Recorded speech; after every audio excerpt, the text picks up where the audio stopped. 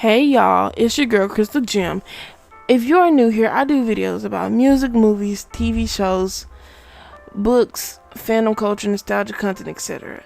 So I know I'm late to this one, but I'm doing The Weeknd's new album titled Hurry Up Tomorrow. Now he released this in the beginning of 2025, so I hope you guys like this review. Let's get started. Track 1, Wake Me Up. I like the start of the track. His vocal sounds really good. Now the lyrics are interesting. This track does give this melancholy feel. This track is supposed to invoke sadness out of you. You can hear it in his voice as well. I would say that this is a good choice for an intro, but the track picks up a bit.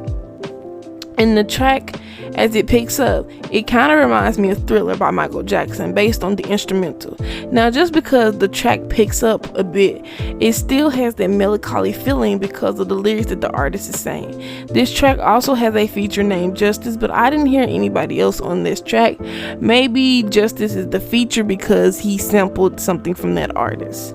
Wake Me Up gets an 8 out of 10. Now, track 2, Cry For Me. Now, the rock guitar was a great introduction to this track. It has me hooked for sure.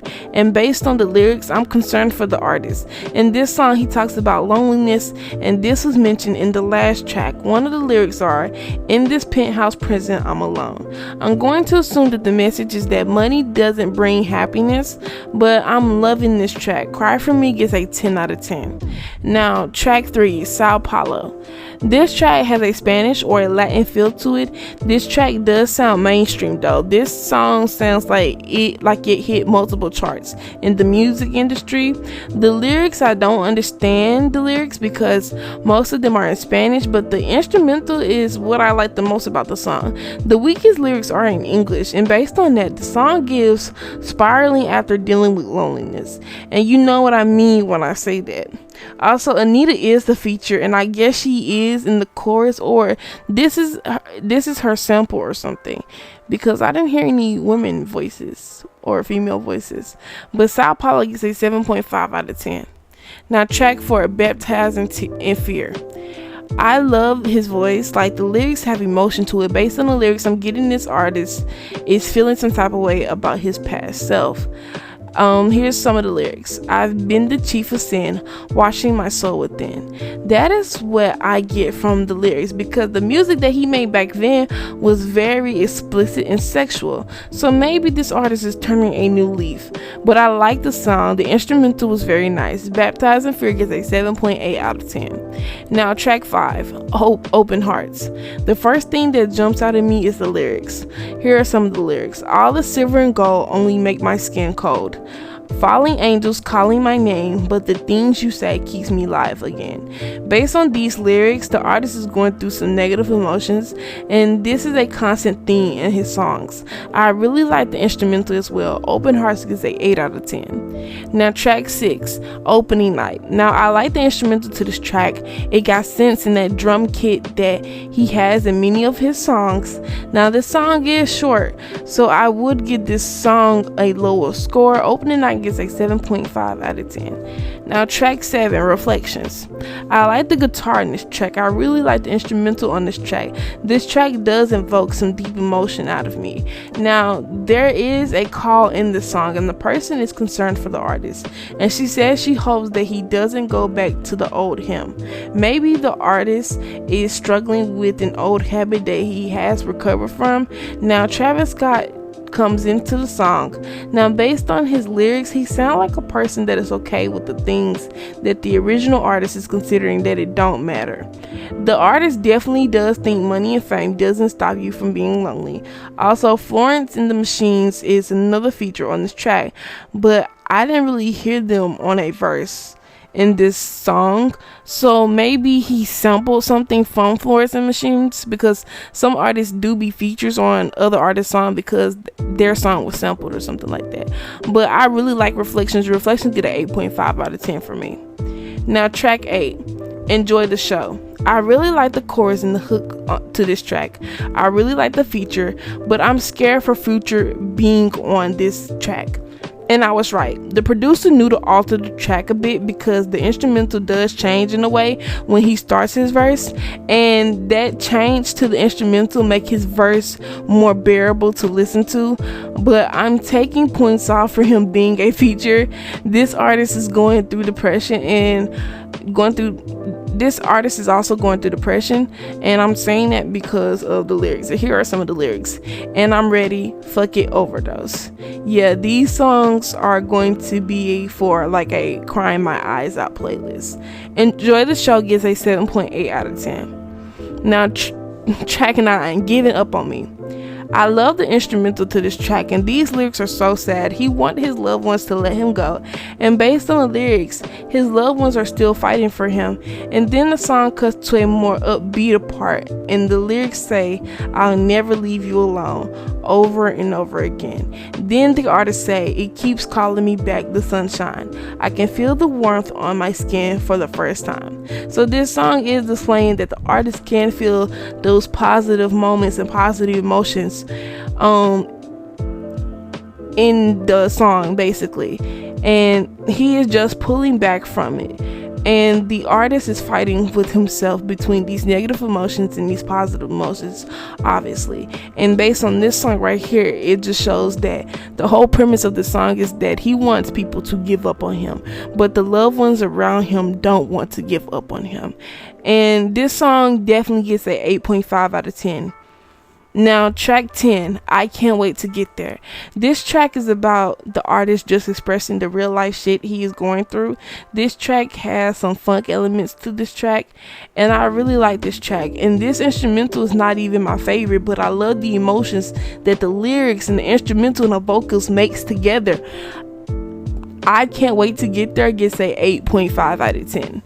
Now track 11, Timeless featuring Playboi Carti. Now I have heard this song. I like the instrumental to this track. Playboi Carti being a feature is cool, I guess. I'm not really into that artist specifically. The Weeknd's part is my favorite part of the song, and this song came out before he released Hurry Up Tomorrow. But Timeless featuring Playboi Carti gets a 9 out of 10 for me. Now track 12, Niagara Falls. I like the instrumental. I like the chorus to the song. I like the synths on the track as well. I also like how this is a love song. I wouldn't mind putting this on my playlist. Niagara Falls get an 8.5 out of 10. Now track 13, Take Me Back to LA. This track has those synths in the instrumental. The lyrics are what I like about the song. So he talks about how he likes it when he is alone, and then later in the song he then realizes that he doesn't want to be alone. Take Me Back to LA gets an 8 out of 10. Now track 14, Big Sleep. We have some distorted lyrics in the beginning of the song. The synths sound really good on this track. The feature is Giorgio Moroder. Now I don't know who that is, but I really like this track. Big Sleep gets an 8.5 out of 10. Now track 15 is titled Give Me Mercy. This song's lyrics spoke to me. You can tell that the artist is having regrets about his past, and this is something that still haunts him to this day. Ghost of my sins passing by. And I would say that in this song he do talk about, being forgiven and being shown mercy, because maybe the negative emotions that he is struggling with his inner self is torturing him inside, and he just hoping that he is forgiven by whoever's in the upper room or something to let these negative emotions go, or to heal him from these negative emotions that he's currently dealing with within himself. Give Me Mercy gets an 8 out of 10. Now track 16, Drive. Now the instrumental is something that is my speed. Now to the lyrics, one lyric that pop out is fame is a disease. So I'm correct that this album is communicating how the money and the fame is making the artist miserable and lonely, because in the beginning of the song he says, I'ma roll this window down, don't think I'll be this happy again. Drive gets a 10 out of 10. Now track 17, The Abyss. Now the synths and the drums sound so nice, but the lyrics are really good. Now this song has that melancholy feel, but this whole album gives that. The feature is Lana Del Rey. I used to listen to her, but I don't listen to her now. But what I remember, her and The Weeknd have made tracks together in the past. But I would say she fit this melancholy feel because when I was listening to her, she made that type of music, and she probably still does. The Abyss gets a 9 out of 10. Now track 18, Red Terror. So this song is in the perspective of his mother, and as the song progresses, there is an expression of him trying to hold on because of his mother, but without his mother he feels lost. I think the way this song was executed lyrically was really good. Red Terror gets an 8 out of 10. Now track 19, Without a Warning. The lyrics on this one are really good. Here are some of the lyrics. The crowd will feel my pain. Another lyric is, hope you love me till my final day. Honestly, there are emotions to these lyrics, and it makes sense why the instrumental is produced the way it is, and you will see this a lot throughout this album. The instrumentals are produced to mimic the feeling of the artist in his lyrics. The artist has this emotional pain that he is struggling with. Another lyric is, I don't suppose tomorrow's coming. This lyric definitely has a connection to the title of this album, Hurry Up Tomorrow. Without a Warning gets an 8.8 out of 10. Now we're at track 20, Hurry Up Tomorrow. This is the last song, and the lyrics definitely are fit for the last song of an album. The artist is just tired of fighting anymore, and that is why he apologizes to his mother, because he feels like he failed her and himself. And there could be a range of things on why he feels that way. I will say this is a good closure to the album, and I like how the ending of the album, well, most people do this actually. If people have an album, their last song, the title of the last song will be the title of the album. Hurry Up Tomorrow gets a 8.5 out of 10. Now there are 2 tracks titled I Can't Fucking Sing and Until We're Skin and Bones. Now these tracks don't have any lyrics, and they are only a few seconds long, so I can't really judge these 2 tracks. I'm not sure if he put those in the album as a transition or not, so I'm gonna go on a limb and give them both a 0. But so we are gonna disregard these 2 tracks and add the points up from the 20 tracks that have full songs. Now this album gets a 79. Now I don't think it deserves a 79 because this album was very emotional. I would say that the subject matter was really good in this album, so I personally would give him an extra 5 points. This album got an 84 because this is the only album where I don't like a track but rank it high due to the lyrics. The songwriting of this album was really good, and the artist didn't throw no shit together, so I would say this album does give depression. The songs that I would have on my playlist are Big Sleep, The Abyss, Drive, Cry For Me, Niagara Falls, Timeless, Giving Up On Me, I Can't Wait to Get There, Enjoy the Show, and Reflections. That is literally half of the album. Now I would say this is an album that you can listen to front to back, and another album that you can listen to front to back is Doechii Alligator Bites, Never Heals. And now the thing is, I don't have that many albums where I'll say I'll listen to this front to back. Doechii's album that she released in 2024, and this album is an album that I would listen to front to back. But the thing with The Weeknd is that most of his albums you can listen to them from front to back. Now I'm coming here to add some notes. The reason why this album sounds like it's his last album or final goodbye, because in the media he has plans on retiring The Weeknd, and he probably gonna make music as Abel. Now this makes sense in the creative direction of this project, and if you see artists, and you see artists do this all the time, they tend to retire or kill off their persona title in their career. What this album represents is what he has said verbally about what he wants to do in his career. And the way many of these tracks have that theatrical feel to them, he obviously wanted this last album to have a great impact on his audience. So when I said that the album gave depression, I was taking this album in a literal sense. But after collecting my thoughts and digging into some more, this album represents the goodbye to The Weeknd. And so I did misinterpret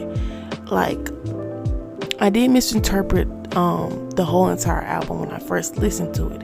I thought he actually was like going through like personal depression and he was like ready to like end himself, but I realized that he is using that sense in a, how would you say, in a figurative to language way. So basically someone is going to pass away, or somebody is going to be, buried or gone on, and that will be the persona of The Weeknd. Abel will still be alive and still be making music, but The Weeknd will no longer be no more, giving that the artist want to change his name or do music with his actual name. And so that is a good creative decision, because I've seen so many artists that do that. For the longest, they go by a stage name, and so by the time they're like 15 years, 16 years into their career, they decide to retire that stage name and go by their name, their government name. And that's something that's really beautiful, because this right here album might be topped. I can't wait to do the album ranking review, because this is a really good album. And I'm gonna say this, he really thought long and hard what the message he wanted to convey with this album, and he's letting his audience know that I will still be making music, but The Weeknd won't be The Weeknd. I'm going to be Abel, which that is who he is. So I really love the message of this album. I love the deep meaning behind the album, and I think he did his tens across the boards. I really should actually give him extra points, because nowadays artists like to put, they like to throw things together and stuff without actually having any meaning or any message behind their albums or EPs and stuff like that. But with this album, he did a really good job. But The Weeknd has always set the bar really high. So you can't really listen to The Weeknd and think that he put some shit together, because he never put shit together. He always thinks deeply about his lyrics and about how he wants his music to sound and what the message that he wanted to convey. So yes, I will be adding this album to my 2025 album ranking list, but I also want to do an evolution of The Weeknd. Maybe not an evolution of The Weeknd, but I probably will do a project where I list all of these songs that I like from The Weeknd, from his early stages of his career to where he is now. And so I really hope you guys like this video. Share, comment, subscribe, and I will see you guys later.